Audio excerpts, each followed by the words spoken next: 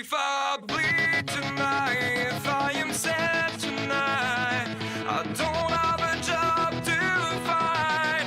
And if I work tonight, if I'm so tired tonight, I'll fall asleep when I'm home. WWE Payback comes to us live from the Amway Center in Orlando. Here is my rundown and thoughts for the event, August 30th, 2020. We're near the end of August, folks. Now, let's start off with the Payback kickoff, and that is the Riot Squad versus the Iconics. Ruby and Liv in matching attire, looking like a unit. There's some doubt. Are these guys back? Are the Riot Squad unified? Well, kind of looks like they are, but then again, the Iconics match too.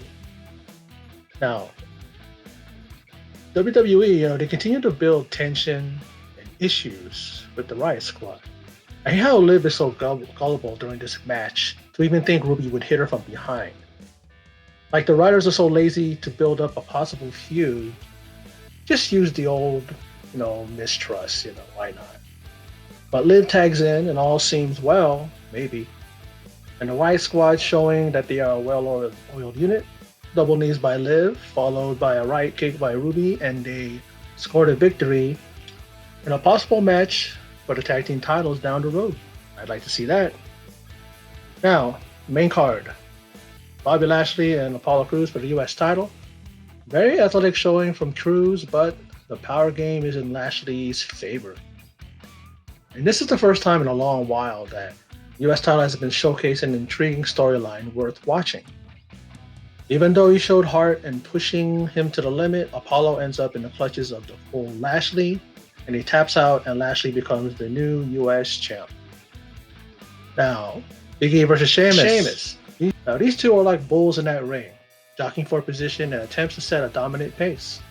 So the power game can help, but these two have to reach deep down and pull out another weapon in their arsenal. Damn, the jaw-rattling knee by Sheamus, and E isn't kept down for the 3 count.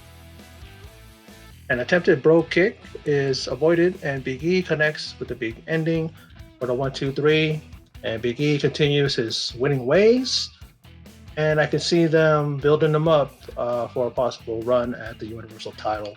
In the future, maybe him and the winner of the match tonight for the Universal title, maybe that's going to be a future program for Big E. Now, Matt Riddle versus King Corbin. Being interviewed I'm back in the backstage area. Matt Riddle is. And the new backstage interviewer, first name is Ashley, I forgot her last name, but she reads a tweet from Corbin, and it says a failure at home. That was the last part of it. And that part of the tweet from Corbin got Riddle speechless, and he just walks off heated.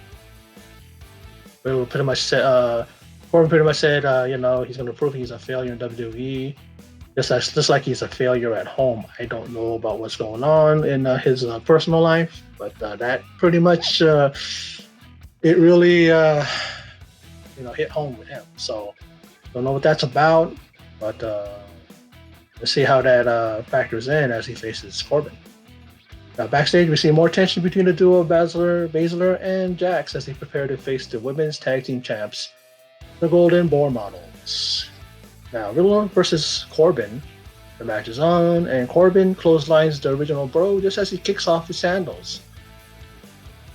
And that is how the pace is set, and Corbin maintains his dominance at the outset of the match. But Riddle slaps on that sleeper to keep the much bigger man down and worn down.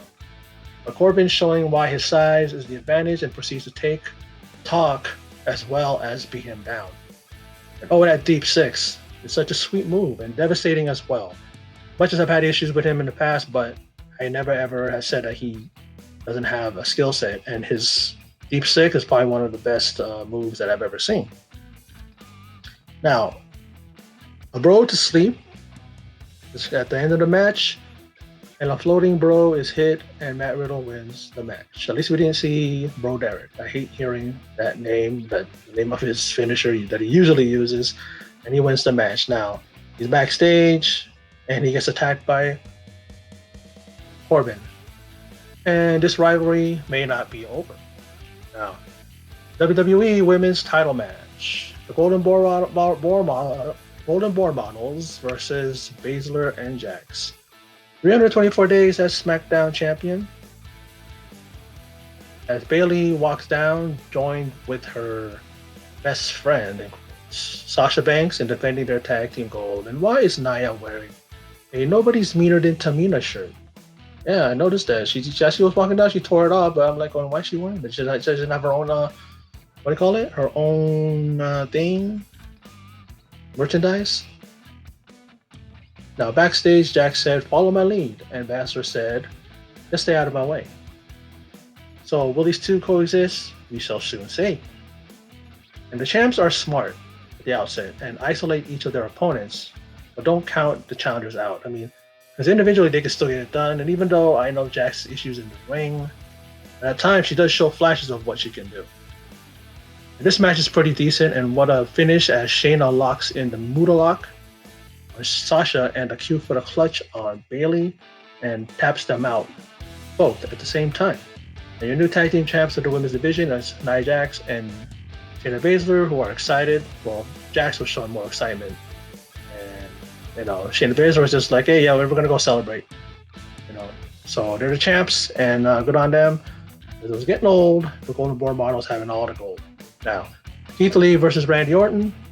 Orton demands the respect of Keith Lee and proceeds to chop away at Lee. Doesn't even knock him down, but Lee, with one grizzly magnum, that double chop that he does, and he knocks the Apex Predator to the mat. Now, going back and forth, and Lee hits a pounce shoulder block and knocks the Viper out of the to the outside. And inside, Orton hits the draping DDT to Keith Lee as Keith Lee tries to attempt to go through the second ropes. Now, Orton goes for the RKO, and Keith Lee turns it into a spirit bomb for the win. And how many of us are in shock? The finality of the ref's hand slamming down on the mat for the third count. Now, what does this do for Orton's quest to become WWE champ? And does this launch Lee into discussions for a future title opportunity himself? Now, the Mysterios versus Rollins and Murphy, their match didn't have a finish due to Retribution's interference, so here we have it on Payback. They tried it on Raw, and it didn't happen. Here we are on Payback. This match was supposed to also happen rumored as on SummerSlam. Now, I see Dominik ditch the hood part on his ring gear. That's good because it seemed to be a hindrance to his mobility. Every time he would do a flip, do something, he would always be pulling it off his head. So good thing that we didn't see that. Now, Dominik attacks early and smartly to set the pace. Dominik showing why he may be this year's Rookie of the Year. So fluid in the ring and improving every time. But Rollins and Murphy do the smart thing and isolate Ray and stopping the momentum of Dominik. By the tag to Dominik, who's like a house of fire, but that fire is extinguished really quick, and they look to wear Dominik down.